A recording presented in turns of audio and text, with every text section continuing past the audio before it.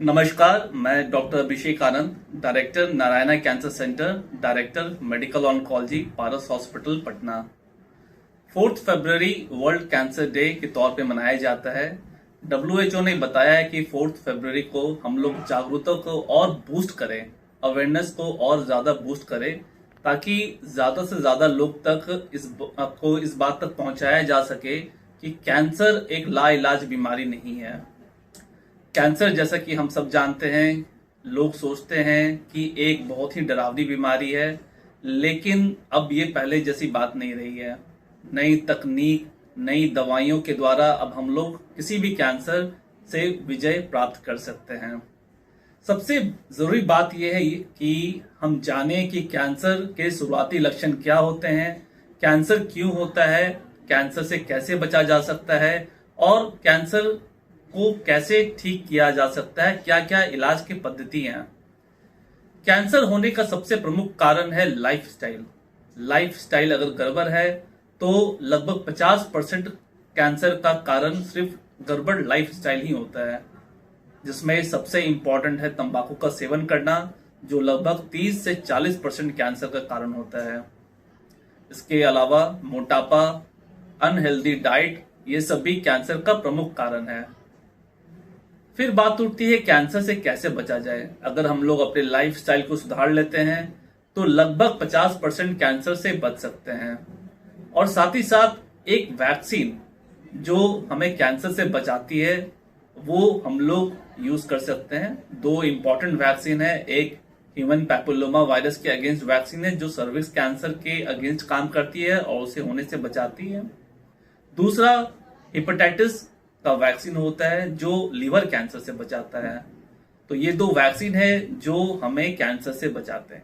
इसके अलावा कैंसर को शुरुआती दौर में पकड़ना और उसे डायग्नोज करना बहुत ही इंपॉर्टेंट होता है।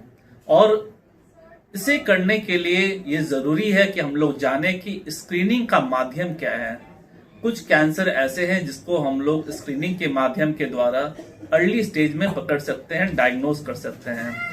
और अगर हम लोग कैंसर को अर्ली स्टेज में पकड़ लेते हैं, डायग्नोज कर लेते हैं, तो उसे हम लोग पूरी तरह से ठीक कर सकते हैं। इसमें सबसे प्रमुख है ब्रेस्ट कैंसर, जो महिलाओं में होने वाला सबसे कॉमन कैंसर है। अगर मैमोग्राफी को हम लोग 40 से 45 साल की उम्र से शुरू करें तो हम लोग ब्रेस्ट कैंसर को अर्ली स्टेज में पकड़ सकते हैं और उसे पूरी तरह से ठीक भी कर सकते हैं। दूसरा है सर्वाइकल कैंसर, जिसमें पैप स्मीयर और HPV DNA के द्वारा हम लोग अर्ली स्टेज में सर्वाइकल कैंसर को पकड़ सकते हैं और ठीक कर सकते हैं। तीसरा जो कैंसर है वो लंग का कैंसर है। आजकल जो युवाओं में अनहेल्दी लाइफस्टाइल और स्मोकिंग की हैबिट बढ़ते जा रही है, उसके कारण लंग कैंसर का खतरा भी पहले की तुलना में काफी ज्यादा बढ़ चुका है। और लो डोज CT स्कैन के द्वारा हम लोग लंग कैंसर को अर्ली स्टेज में पकड़ सकते हैं। और जैसे कि मैंने बताया बार बार कि अगर अर्ली स्टेज में हम लोग कैंसर पकड़ते हैं तो उसे ऑलमोस्ट 95% से ज्यादा केसेस में पूरी तरह से ठीक कर लेते हैं। इसके अलावा कोलन कैंसर और प्रोस्टेट कैंसर के लिए भी हमारे पास स्क्रीनिंग का माध्यम टेस्ट उपलब्ध है। अब बात हो गई कि हमने पूरा बचाव कर लिया और हमने स्क्रीनिंग भी कर ली, उसके बाद भी अगर कैंसर हो जाता है तो क्या डरने की जरूरत है। तो मैं सभी को बताना चाहता हूं कि अगर कैंसर का डायग्नोसिस हो भी जाता है आप में, आपके परिवार में, आपके दोस्तों में, आपके कलीग्स में, तो अब डरने की कोई बात नहीं है। कैंसर को पूरी तरह से ठीक किया जा सकता है। जरूरत है कि हम लोग सही समय पे कैंसर का इलाज करें और सही जगह पे और सही तकनीक से इलाज कराएं। कैंसर का इलाज 3 मुख्य पद्धति से होता है, जिसमें पहला है सर्जिकल ऑन्कोलॉजी, जिसमें कैंसर जो पार्ट में होता है उस पार्ट से ट्यूमर को हटा दिया जाता है शल्य चिकित्सा या सर्जरी करके। दूसरा जो इंपॉर्टेंट तरीका होता है कैंसर को ठीक करने का वो है रेडिएशन ऑन्कोलॉजी, जिसमें कुछ नए मशीन्स के द्वारा कुछ ऐसे रेज का यूज किया जाता है जो डायरेक्ट कैंसर सेल्स पे जाके काम करते हैं या ट्यूमर पे जाके काम करते हैं और उसे पूरी तरह से नष्ट कर देते हैं। और तीसरा जो सबसे इंपॉर्टेंट में से एक है वो है मेडिकल ऑन्कोलॉजी से ठीक करने का तरीका, जिसमें हम लोग कुछ स्पेशल दवाइयां यूज करते हैं।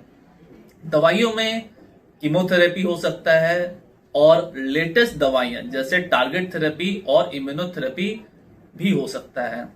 केमोथेरेपी जनरल मेडिसिन में से और ज्यादा बेहतर मेडिसिन होते हैं और वो आपके शरीर में जाके जो कैंसर सेल्स होते हैं उसको नष्ट कर देते हैं। लेकिन टारगेट और इम्यूनोथेरेपी नई तकनीक है जो सिर्फ और सिर्फ कैंसर सेल्स पे ही काम करते हैं और इससे होने वाले साइड इफेक्ट्स कीमोथेरेपी के साइड इफेक्ट्स की तुलना में काफी ज्यादा कम है।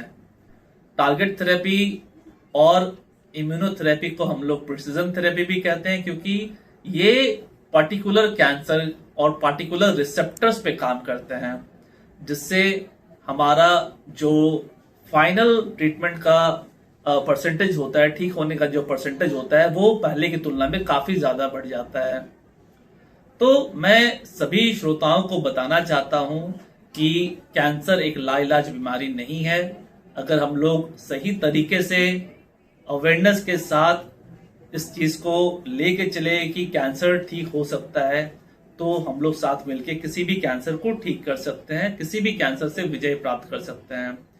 4 फरवरी वर्ल्ड कैंसर डे का जो थीम है इस साल का वो है यूनाइटेड बाय यूनिक।